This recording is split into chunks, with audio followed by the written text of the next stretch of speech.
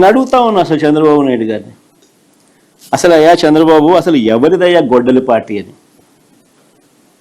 చంద్రబాబు సీరియస్గా క్వశ్చన్ చేస్తా ఉన్నాను. ఎవరిదయ్యా గొడ్డలి పార్టీ?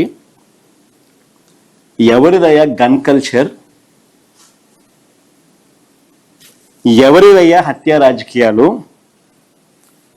ఎవరిది హత్యా రాజకీయాల సంస్కృతి అని అడుగుతా ఉన్నా. ఇదే చంద్రబాబు నాయుడు గారిని సూటిగా.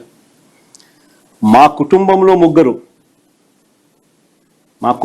ముగ్గురు, మా తాతగారు, మా నాన్నగారు, మా చిన్నాన్నగారు,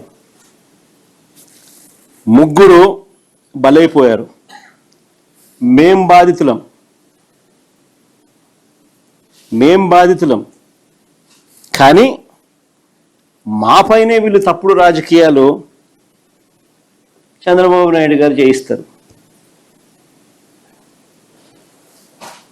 మా తాతగారు రాజారెడ్డి గారిని చంపింది ఎవరు అని అడుగుతా ఉన్నా చంద్రబాబు నాయుడు గారిని. టీడీపీ వాళ్ళు కాదా? ఈ ఘటన చంద్రబాబు ముఖ్యమంత్రిగా ఉన్నప్పుడు కాదా జరిగింది అని అడుగుతా ఉన్నా. 1999 అసెంబ్లీ ఎన్నికలకు ఏడాది ముందు, 1999 చంద్రబాబు నాయుడు గారు ముఖ్యమంత్రిగా ఉన్నారు. 1999 ఎన్నికలకు ముందు, ఏడాది ముందు చంద్రబాబు నాయుడు గారు ముఖ్యమంత్రిగా ఉన్నప్పుడు నా తాతగారిని రాజారెడ్డి గారిని చంపారు. కేవలం నాన్నగారిని రాజశేఖర రెడ్డి గారిని పులివెందులకి కట్టడి చేయాలి అన్న ఒక్క రాజకీయ కోణంతో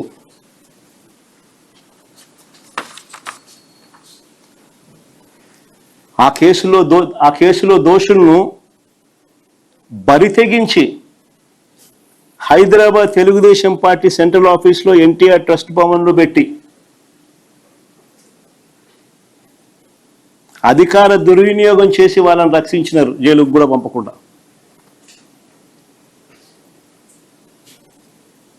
మరి ఇది ఎవరిదయ్యా క్రిమినల్ బ్రెయిన్ చంద్రబాబు గారు అని అడుగుతాను. ఎవరిదయ్యా క్రిమినల్ బ్రెయిన్ అని అడుగుతాను చంద్రబాబు నాయుడు గారిని. మా నాన్నగారి విషయంలోనూ అంతే.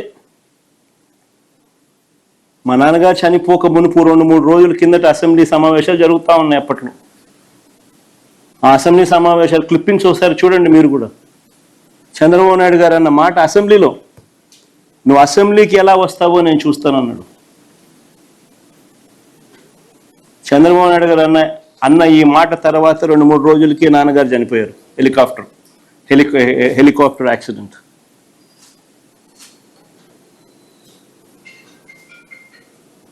ఇప్పటికీ కూడా దీనికి సంబంధించి నివృత్తి కాని అంశాలు ఎన్నో ఉన్నాయి. ఎవరిదయ్యా చంద్రబాబు క్రిమినల్ బ్రెయిన్ అని అడుగుతా ఉన్నా. మా చిన్నాన్న వివేకానంద రెడ్డి గారిని ఇదే చంద్రబాబు ప్రభుత్వంలో హత్యకు గురైన మాట వాస్తవం కాదా అని అడుగుతా ఉన్నా.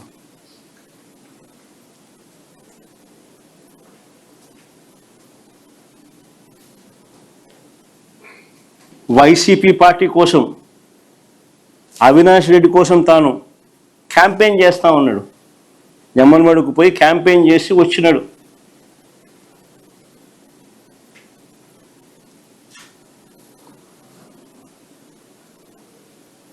పైగా తానే వివేకం చిన్నానని హత్య చేశానంటూ సాక్షాత్తు టీవీలో, లైవ్ టీవీ షోలో చెలరేగిపోయి విచ్చలవిడిగా మాట్లాడిన ఈ దస్తగిరి అనే వ్యక్తి, చంపిన వ్యక్తి, నేనే చంపాను అని చెప్పి విచ్చలవిడిగా చెలరేగిపోయి మాట్లాడాడు టీవీ లైవ్ షోలో ఈ దస్తగిరి అనే వ్యక్తి. ఇవాళ స్వేచ్ఛగా పోలీసుల వత్తాసుతో దర్జాగా కారులో తిరుగుతూ ఉన్నాడు.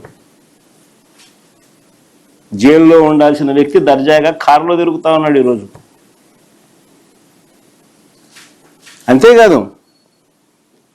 అంతేకాదు పైగా చంద్రబాబు లాయర్ సిద్ధార్థ్ లూత్రా, దస్తగిరి లాయర్ కూడా సిద్ధార్థ్ లూత్రా.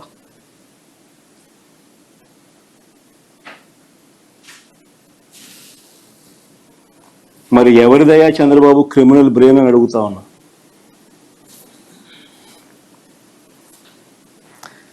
రాజకీయ లబ్ధి కోసం ప్రలోభాలతో హంతకులను రక్షించడం, నిర్దోషులను హింసించడం ఈ కేసులో జరుగుతా ఉంది. ఇదేగా చంద్రబాబు అని అడుగుతా ఉన్నా.